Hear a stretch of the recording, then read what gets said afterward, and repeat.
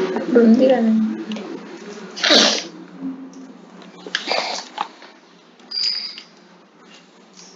morning, students.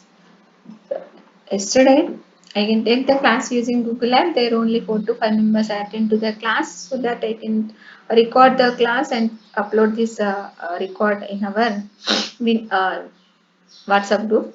So now we can discuss about yesterday we have discussed these concepts also, but only 5 members have listened those concepts. Now we can discuss one more time.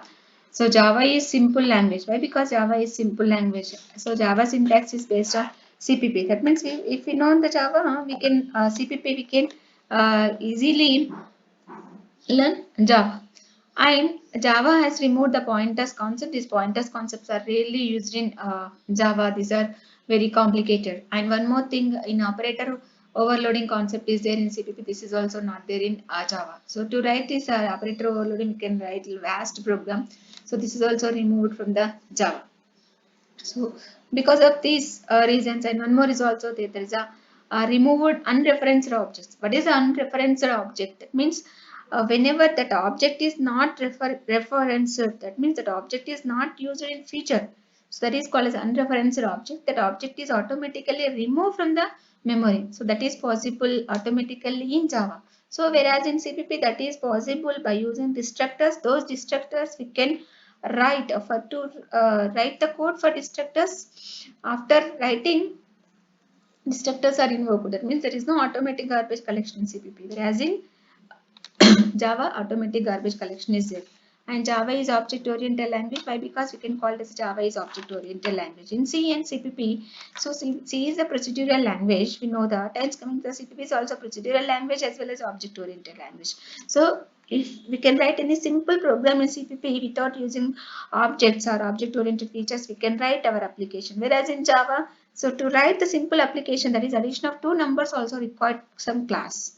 So that's why Java is called as a purely object-oriented language. Using these features, software development and maintenance are simplified. And these are the basic concepts, basic features of object-oriented. And already we have discussed these basic features. Now next another feature, there is a platform independent. Why? Because we can call as a Java is a platform independent because it is different from other languages. That means platform independent means so which are compiled into platform specific machines. That means C and C are platform specific machines. While Java is write once and run anywhere language. That means so once you can write your application, you generate some class file that is also called as bytecode. Means by using that Java compiler, it generates a bytecode.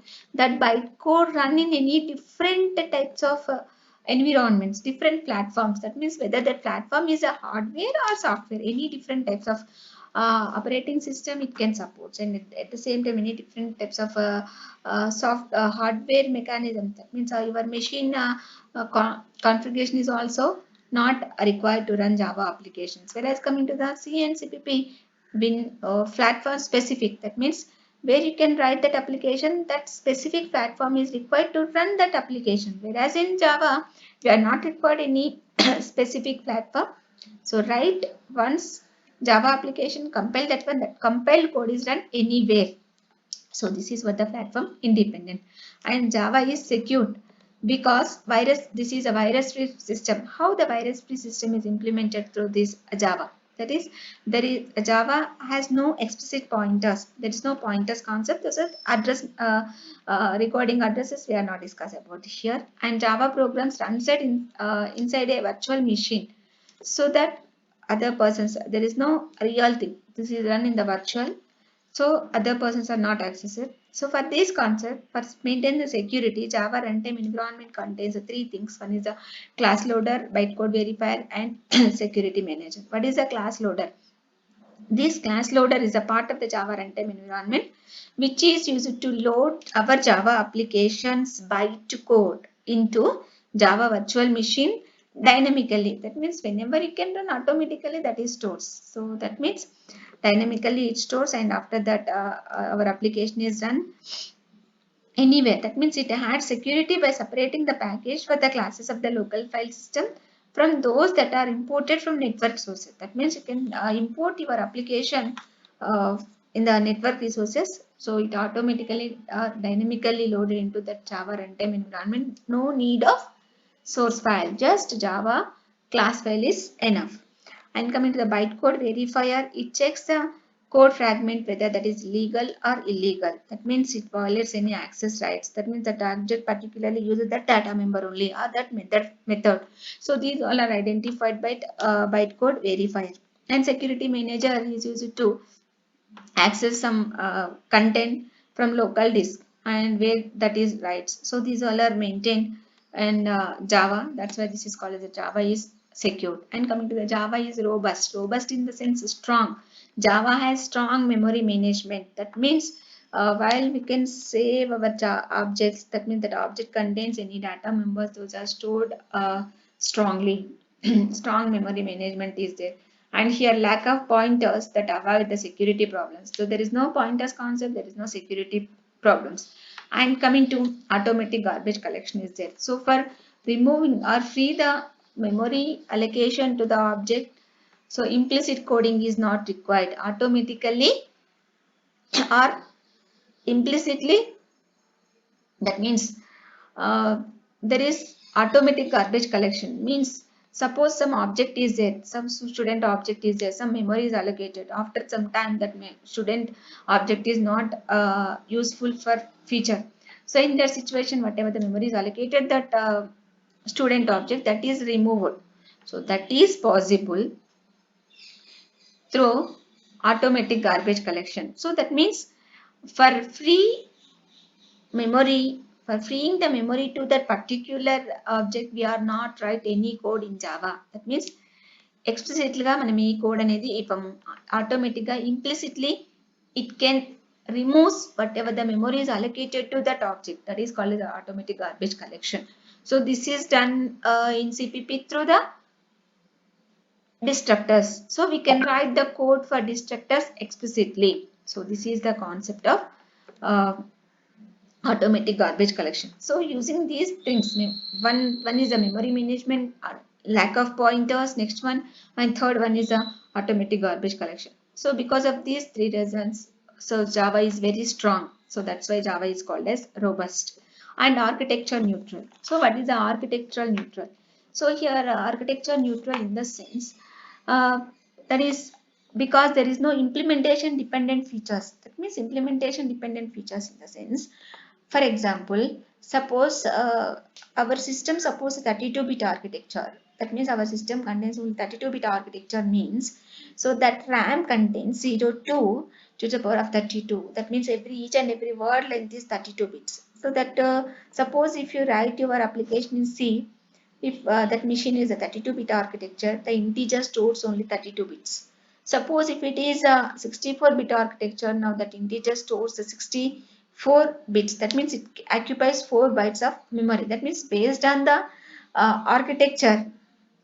So based on the architecture in C, primitive data types are use that memory allocation. Whereas coming to Java, so whether that is a 32-bit architecture or 64-bit architecture, so integer occupies only 4 bytes. That means Java does not depend on architecture. So if any type of architecture is there, so it can store only one type of memory allocation. So that is called the architecture neutral. And Java is portable. Means Java is portable because it facilitates you can carry your Java bytecode to any platform. That is just why I can show that Java is platform independent. So you can write your application one time, that application can run anywhere in any number of times.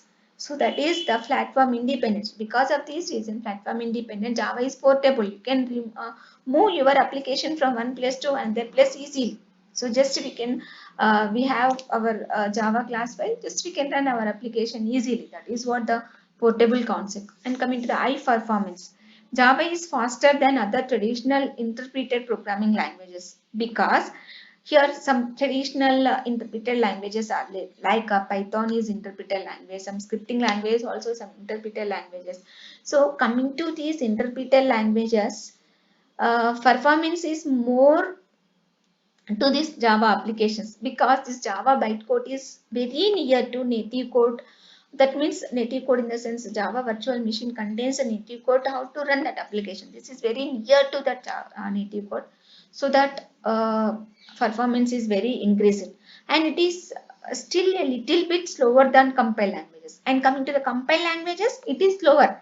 Coming to the interpreted language, it is fast. Performance comparison with the interpreted languages, it is very high. So coming to the compile language, it is slow, because Java is interpreted language. That's why it is slower than compiled languages. That means once the code is compiled, so that total code is compiled, and then execution starts, so that execution done very fastly. Okay. Total class file or total machine code is there. Whereas Java is interpreted means that bytecode execute line by line, interpreted. Line by line, interpreted means the code execution is line by line. Compiler means total program is executed at once. So total program is executed at once, it takes minimum time. So execution line by line, it takes some more time. So that coming to the compilers, performance is somewhat decreased. Coming to the interpreted languages, the performance is very high.